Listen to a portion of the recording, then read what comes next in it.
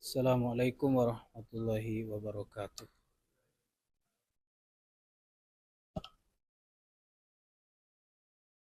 Innal hamdalillah nahmaduhu wa nasta'inuhu wa nastaghfiruh wa na'udzu billahi min shururi anfusina wa min sayyiati a'malina. May yahdihillahu fala mudilla lahu wa may yudlil fala hadiya lahu. Asyhadu an la ilaha illallah wahdahu la syarika lahu wa asyhadu anna Muhammadan abduhu wa rasuluh. يا أيها الذين آمنوا اتقوا الله حق تقاته ولا تموتن إلا وأنتم مسلمون. يا أيها الناس اتقوا ربكم الذي خلقكم من نفس واحدة وخلق منها زوجها وبث منهما رجالا كثيرا ونساء واتقوا الله الذي تساءلون به والأرحام إن الله كان عليكم رقيبا. يا أيها الذين آمنوا اتقوا الله وقولوا قولا سديدا يصلح لكم أعمالكم ويغفر لكم ذنوبكم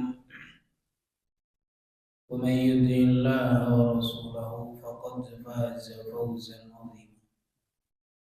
أما بعد فإن أصدق الحديث كتاب الله وخير الهدي هدي محمد صلى الله عليه وآله وسلم وشر الأمور محدثاتها وكل محدثة بدعة وكل بدعة ضلالة وكل ضلالة في النار. وبعد. Jamaah salat Jumat, semoga Allah Subhanahu wa taala selalu berikan rahmatnya kepada kita semua.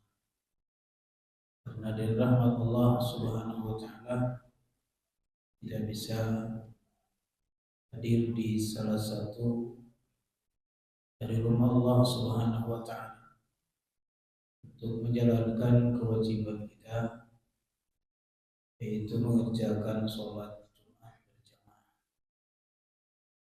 Karena rahmat Allah Subhanahu wa taala kita bisa menjalankan ketaatan kepada Allah Subhanahu wa taala, meninggalkan kemaksiatan kepada Allah Subhanahu wa taala. Karena rahmat Allah Subhanahu wa taala kita mudah untuk membaca Al-Qur'an. Karena rahmat Allah Subhanahu wa taala kita mudah untuk bersedekah. Karena rahmat Allah Subhanahu wa taala kita mudah untuk berkorban. Singkatnya, karena rahmat Allah Subhanahu wa taala kita bisa menjalankan perintah dan larangan. Oleh karena itu, Allah Subhanahu wa taala memerintahkan kepada kita untuk bergembira terhadap rahmat ini. Rahmat bisa menjalankan ketaatan kepada Allah, bukan bangga terhadap diri kita sendiri, tetapi bangga terhadap rahmat Allah, bergembira terhadap rahmat Allah Subhanahu wa taala. Allah Subhanahu wa taala berfirman di dalam surat Yunus ayat yang ke-58. Allah berfirman, "Qul bifadlillahi wa birahmatihi." Katakanlah, dengan karunia Allah dan rahmatnya. Bidzalik, maka dengan karunia Allah dan rahmat Allah Subhanahu wa taala itu fal yafrahu, hendaklah mereka bergembira. Allah Subhanahu wa taala memerintahkan kepada kita untuk bergembira terhadap rahmat. Allah mudahkan segala urusan kita untuk menjalankan ketaatan kepada Allah Subhanahu wa taala. Bergembira dengan hal itu, dan bergembira dengan kemudahan yang Allah berikan kepada kita. Sekali lagi bukan karena kehebatan diri kita. Kalau Allah tidak berikan rahmat kepada kita, kalau Allah tidak berikan karunia kepada kita, kesulit untuk menjalankan ketaatan kepada Allah Subhanahu wa taala. Bergembiralah terhadap rahmat Allah itu. Kemudian Allah tutup ayatnya dengan wa khairun mimma yajma'un. Karunia Allah dan rahmat Allah itu lebih baik dari apa yang mereka kumpulkan.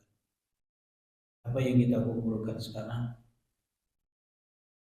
Ya, kita kumpulkan harta kekayaan. Maka Allah mengatakan rahmat Allah, karunia Allah itu lebih baik dari apa yang kita kumpulkan berupa harta kekayaan. Namun apa yang terjadi di tengah-tengah umat manusia?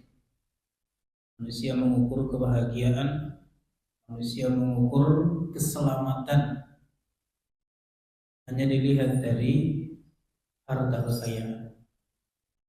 Hingga berapa banyak orang yang sombong dengan sesuatu yang ia miliki dari dunia ini. Kadang orang merasa sukses kalau dia sudah punya rumah. Kadang orang merasa sukses kalau dia sudah punya kendaraan. Orang menganggap dirinya sukses kalau dia punya jabatan yang tinggi. Orang menganggap dirinya sukses kalau istrinya sudah lebih dari satu.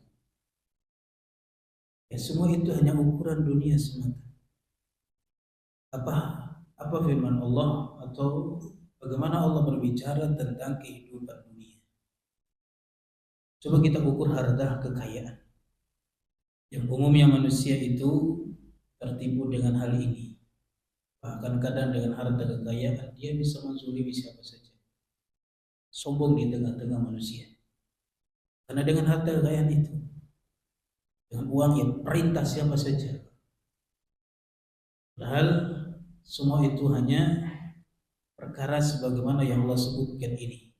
Harta itu satu sebagai perhiasan saja.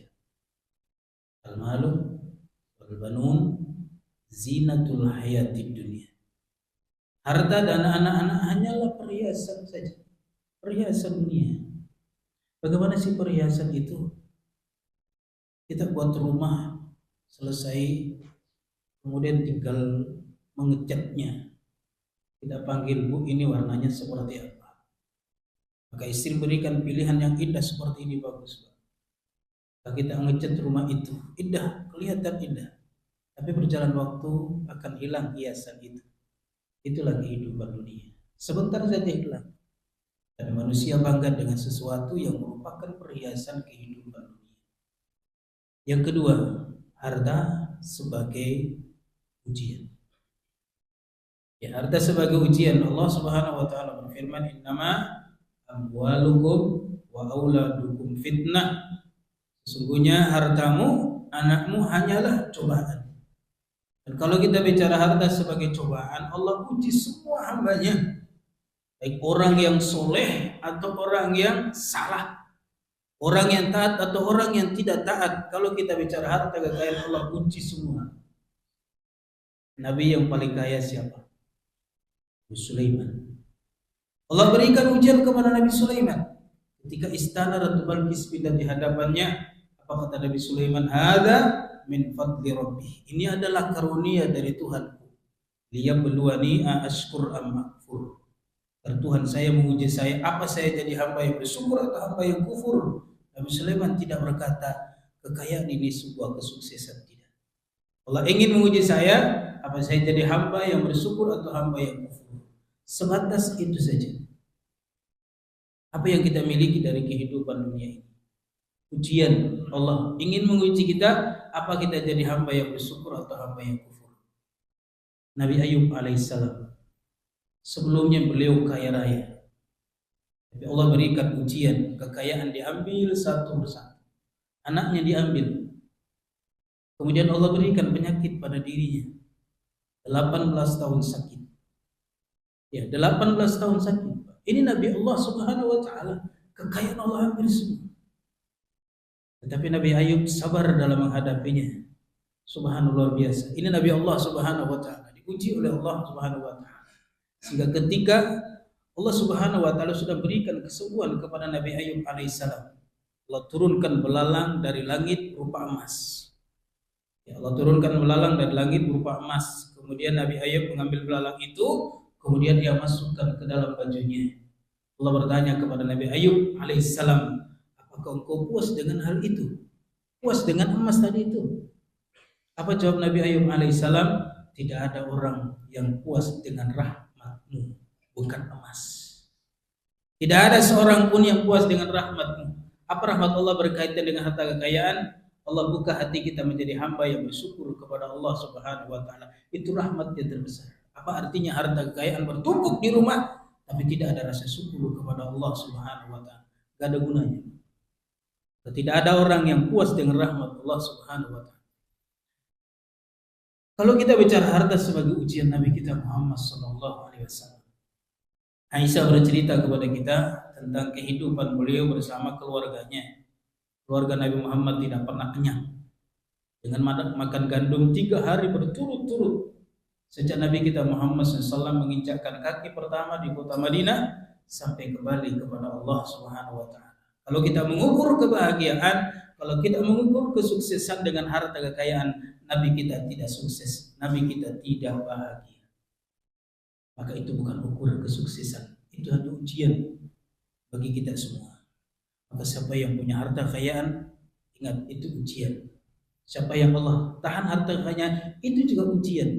Dua-duanya mendapatkan ujian dari Allah Subhanahu wa taala. Kemudian yang ketiga, harta kekayaan itu adalah sebagai istidraj.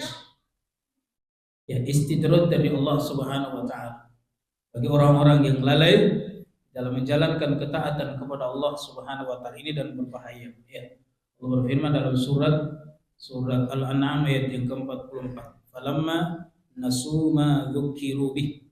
Tatkala mereka melupakan peringatan yang telah diberikan kepada mereka, fatahna alaihim abwaaba kulli syai', kami bukakan untuk mereka segala pintu kesenangan. Semakin lupa dengan Allah, semakin dibuka pintu kesenangan. Hati-hati, Pak. Allah membalas kita dengan cara yang sangat halus, tapi banyak orang yang tertipu. Berapa banyak saudara kita yang sekarang tidak sholat yang merasa ia mendapatkan lapangan dari Allah Subhanahu wa taala, padahal itu dari Allah Subhanahu wa taala untuk dirinya. Ya, Allah luluhkan dia, silakan nikmati. Ya, untuk menghabiskan kebaikan ketika kembali kepada Allah Subhanahu wa taala. Hatta idza farihu bima utu, hingga tatkala mereka bergembira dengan apa yang telah diberikan kepada mereka, akhadnahum baghtah, kami siksa mereka dengan tiba-tiba. Fa idza hum mublisun, ketika itu mereka berputus asa. Kita bangun rumah yang besar. Ya, dengan mengumpulkan dana sekian tahun. Kemudian kita bangun rumah. Setelah rumah itu berdiri, kita isi dengan apa yang kita inginkan dalam rumah itu. Tiba-tiba datang bencana. Berapa lama bencana itu terjadi? Berjam-jam. Hitungan detik saja, Pak. Selesai rumah kita hari itu. Ya, habis. Apa yang mau kita banggakan? Ya, ingat Pak, yang paling berbahaya adalah harta itu sebagai istidraj dari Allah Subhanahu wa taala. Oleh karena itu, Nabi kita Muhammad SAW menjelaskan, apabila engkau melihat ada orang yang berbuat maksiat, kemudian Allah lapangkan urusan dunianya, hati-hati, itu adalah istidraj. Kemudian Nabi SAW baca surat Al-An'am ayat yang ke-44. Aqulu qouli hadza wa astaghfirullahaladzim li wa lakum.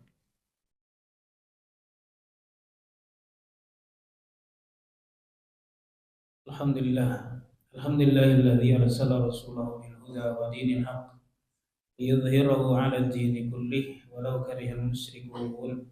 Asyhadu an la ilaha illallah wahdahu la syarika lah wa asyhadu anna Muhammadan abduhu wa rasuluh. Masih muslimin rahimani wa rahimakumullah. Bagi kita yang suka bangga dengan harta kekayaan, tolong ingat yang satu ini. Nabi kita Muhammad SAW menjelaskan bahwa orang miskin masuk surga lebih dahulu daripada orang kaya. Ya, satu riwayat menyebutkan 40 tahun. Riwayat yang lain menyebutkan setengah hari. Setengah hari itu sama dengan 500 tahun. Saya ulangi, orang miskin masuk surga terlebih dahulu daripada orang kaya. Jaraknya 40 tahun. Satu riwayat setengah hari, ukurannya 500 tahun. Bagaimana menggabung dua hadis ini? Imam Al-Qurtubi menjelaskan kepada kita, ya, untuk menggabung kedua hadis ini dilihat dari kedudukan seseorang. Ya, antara orang kaya, orang miskin. Kemudian beliau menjelaskan kalau orang kaya, orang miskin dari kalangan sahabat muhajirin, maka jarak masuk surganya adalah 40 tahun. Selain dari kaum muhajirin 500 tahun. Ya, orang miskin masuk surga 500 tahun, setelah itu baru orang kaya. Ya, jadi subhanallah, jangan tertipu dengan apa yang kita miliki dari kehidupan. Harta bukan ukuran kesuksesan menurut agama kita. Pertanyaan kita, apa ukuran kesuksesan menurut agama kita? Allah Subhanahu wa taala berfirman dalam surat Al-Imran ayat 185, kullu nafsin dha'iqatul maut. Setiap yang bernyawa akan merasakan mati. Fa innama tuwaffawna ujurakum yaumal qiyamah.